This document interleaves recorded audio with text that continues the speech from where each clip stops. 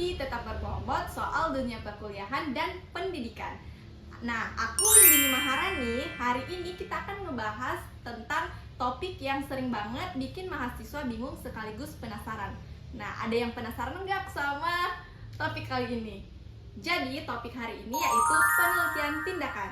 Nah, hari ini aku nggak sendiri, aku sudah ditemani dua sahabat aku yang juga lagi belajar topik ini, yaitu ada Andi Salsa Maharani dan juga Syaidatul Putri Cahyadi. Hai Windy, hai semua, senang banget bisa diajak ngobrol hari ini. Topik kita seru banget nih. Halo, wah topik ini tuh awalnya bikin aku pusing banget, tapi semakin dipelajari makin menarik, jadi semangat deh buat sharing hari ini. Mantap! Nah, kita langsung aja masuk ke pembahasan pertama ya. Banyak yang masih bingung sebenarnya penelitian tindakan itu apa sih? Syasya, kamu bisa jelasin dengan bahasa sederhana. Jadi gini, penelitian tindakan itu sebenarnya mirip kayak refleksi diri tapi dalam bentuk penelitian. Biasanya dilakukan sama guru yang pengen memperbaiki pembelajaran di kelasnya. Misalnya, guru merasa siswa kurang kreatif, nah dia coba lakuin sesuatu, misalnya bikin metode belajar yang baru, lalu lihat apakah cara itu berhasil atau enggak. Nah, yang penting itu bukan cuma mencoba ya, tapi dilakukan secara sistematis. Nah, ada tahap-tahapnya juga kayak identifikasi masalah, rencana tindakan, pelaksanaan, observasi, lalu refleksi. Dan kalau belum berhasil bisa lanjut ke siklus berikutnya. Kayak percobaan yang dilakukan sendiri di kelas ya. Tapi bukan percobaan yang asal-asalan, karena pakai data dan analisis juga. Jadi benar-benar bisa dilihat dari hasilnya. Betul banget. Dan biasanya masalah yang diangkat itu masalah yang nyata ditemui guru di kelas. Jadi hasilnya juga langsung terasa dampaknya. Dan enaknya lagi karena dilakukan oleh guru itu sendiri. Jadi solusi yang ditemukan juga lebih relevan dengan kondisi di kelas tersebut.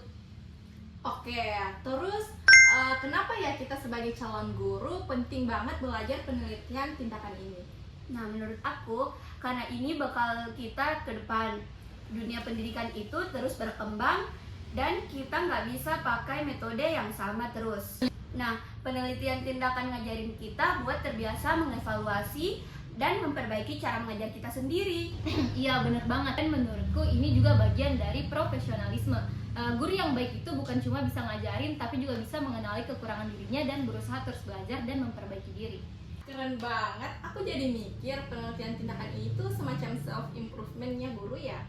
Setuju, tapi bukan cuma self-improvement, tapi juga berpengaruh langsung ke siswa dan suasana belajar di kelas. Dan juga walaupun awalnya kelihatan ribet, tapi kalau sudah tahu alurnya itu bisa jadi rutinitas reflektif yang menyenangkan loh. Nah, ngomong-ngomong soal ribet, pas kalian belajar penelitian tindakan, apa sih tantangan terbesarnya? Buat aku sih tantangan terbesarnya itu di tahap merumuskan masalah. Karena kadang kita ngerasa ada yang salah di kelas, tapi susah menuangkannya ke kalimat ilmiah yang bisa diteliti. Kalau aku sendiri, aku itu lebih ke bagian refleksi. Kadang susah buat menilai apakah tindakan tindakan kita itu berdampak atau belum. Tapi lama-lama jadi belajar untuk lebih peka sama perubahan yang terjadi sih. Iya ya, kadang kita mikir udah usaha nih, tapi kok belum kelihatan hasilnya. Tapi itu bagian dari proses juga ya. Betul, dan karena penelitian ini siklikal, kita bisa coba lagi di siklus selanjutnya. Jadi nggak langsung nyerah kalau nggak berhasil di awal. Dan kita juga jadi belajar lebih banyak dari tiap siklus, bukan cuma soal teori, tapi pengalaman nyata di lapangan. Luar biasa. Nah, sebelum kita tutup, aku minta dong dari kalian masing-masing kasih satu pesan atau motivasi buat teman-teman mahasiswa yang lagi belajar penelitian tindakan.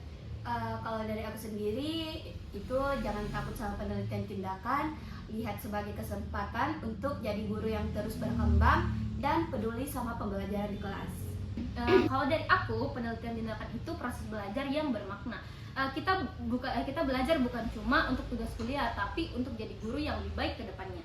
Wah, terima kasih buat Sasa dan Salsa. obrolan hari ini benar-benar membuka wawasan buat teman-teman pendengar. Semoga episode ini bisa bikin kalian lebih semangat memahami dan menjalani penelitian tindakan. Sampai jumpa guys, bye-bye.